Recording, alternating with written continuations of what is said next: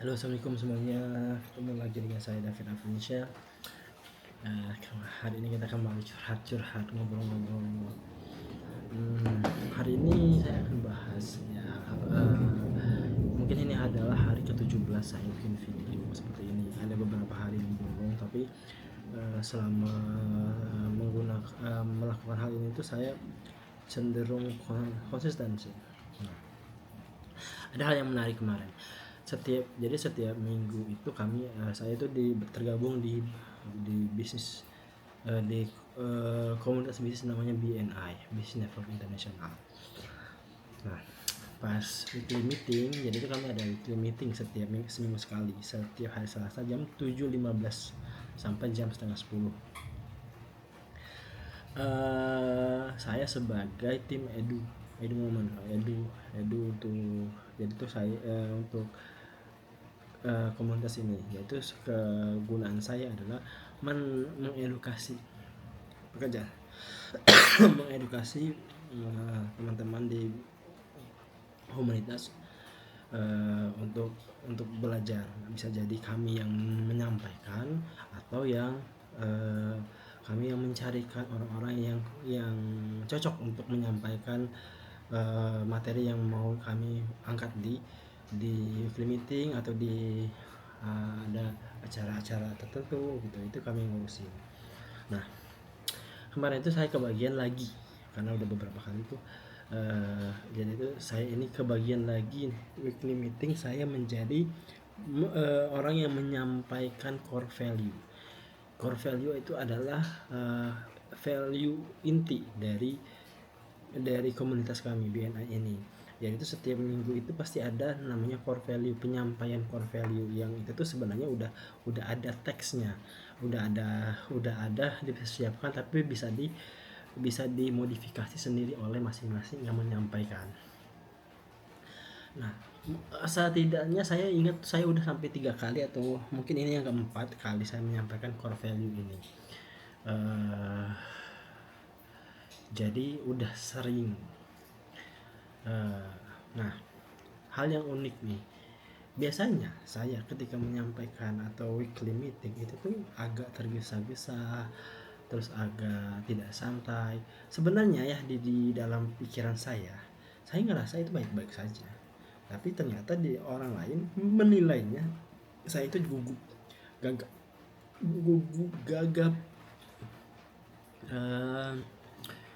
habis nafas. Nah, tapi di saya itu tuh biasa aja. Bahkan sebenarnya kayak video-video kayak gini tuh saya merasanya biasa aja, tapi isi saya mengomentari saya bikin video ini tuh, dia tuh bilang kalau saya itu tuh sering banget kayak berat banget tuh narik apa gitu. Nah, padahal tuh sebenarnya itu tuh bagi saya itu natural, sangat natural. Kayak mungkin saya sambil narik nafas mikir gitu. Nah, tapi ternyata di orang lain itu beda. Mungkin tidak kalau terlihat sangat gugup.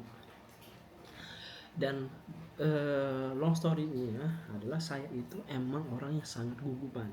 Tangan saya itu sangat mudah sangat gemetar.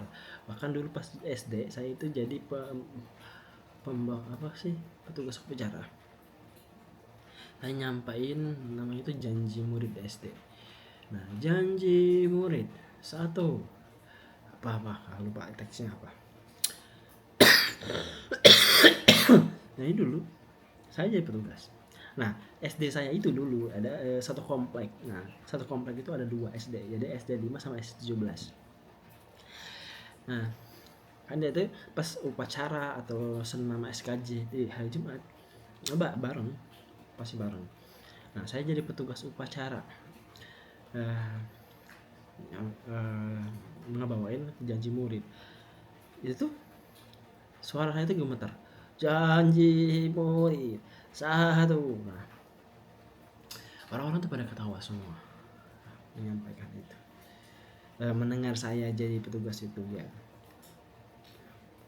Padahal perasaan saya itu udah lulus, udah enggak, ya ada sedikit rasa cemas, tapi enggak sampai mengganggu dan akhirnya ditertawakan. Ternyata orang lain tuh, wah saya itu emang gugupnya udah biasa, tapi nggak tahu ya di otak saya itu nggak gugup loh. Nah sampai akhirnya tadi ya beberapa kali saya jadi menyampaikan core value atau adu momen gitu. Sampai ada teman saya yang satu komunitas bilang, tadi gugup ya, tadi deh. Nah kemarin banget setelah saya hampir 15 kali bikin video kayak gini, emang lah tujuannya adalah emang mau latihan ngomong di depan umum, latihan untuk berbicara. Alhamdulillahnya saya itu tuh lebih bisa ngatur tempo. Jadi tuh gini kan, emang ada teksnya. Selama saya perasaan saya selama itu tuh saya itu enggak terlalu cepat. Emang ada sedikit rasa pengen lebih cepat selesai karena panjang kan. Tapi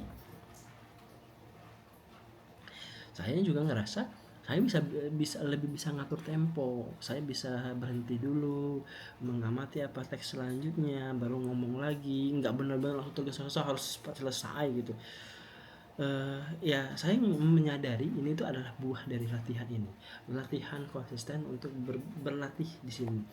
Emang mungkin belum sempurna, belum sebagus itu cara saya ngomong di depan kamera atau di depan umum gitu.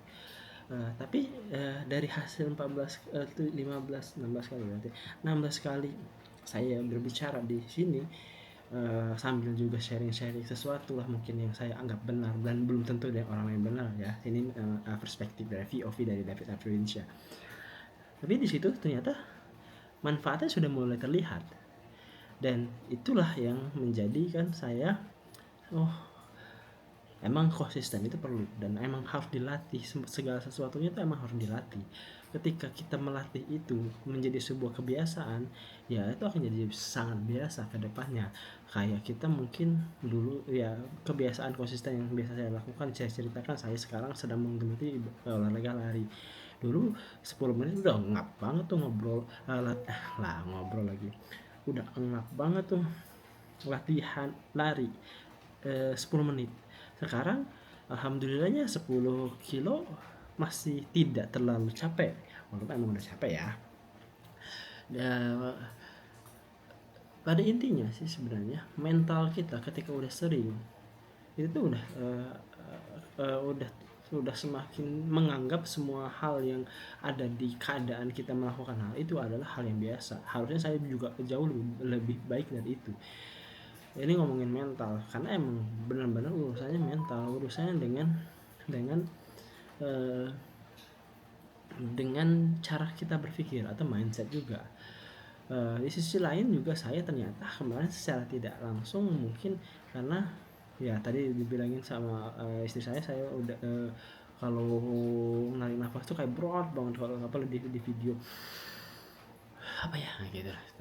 Nah itu tuh saya sekarang juga mulai latihan nafas lagi. Emang belum sekonsisten saya bikin video kayak gini, tapi ada rasanya, manfaatnya. Jadi tuh ketika GERD nih, misalnya ada sendawa gitu, saya sadar ini saya lagi stres. Kalau lagi stres itu tuh biasanya tuh asam lambung tuh naik, dan biasanya tuh ada ini ya, kalau saya itu ada sendawa gitu. Dan sekarang saya tuh misalnya kejadian sendawa, saya tahu saya berarti harus saya latihan nafas nih. Gimana cara latih nafasnya?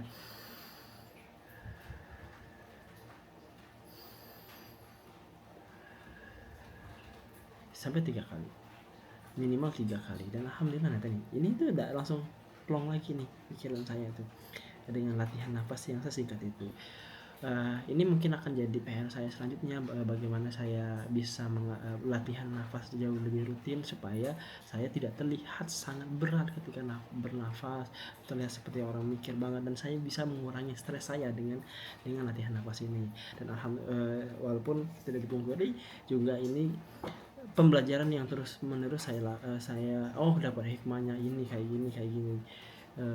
Jadi itu emang harus melakukannya dulu kalau saya kayaknya ya, walaupun di sana buku udah banyak menceritakan hal-hal itu, tapi mempraktekannya itu adalah sesuatu hal yang lain. Tapi percayalah konsistensi itu pasti membuahkan hasil. Oke, itu aja video dari saya hari ini. Semoga ada manfaatnya. Kalau nggak ada manfaatnya, ini cuma curcol aja. Semoga itu aja dari saya. Assalamualaikum.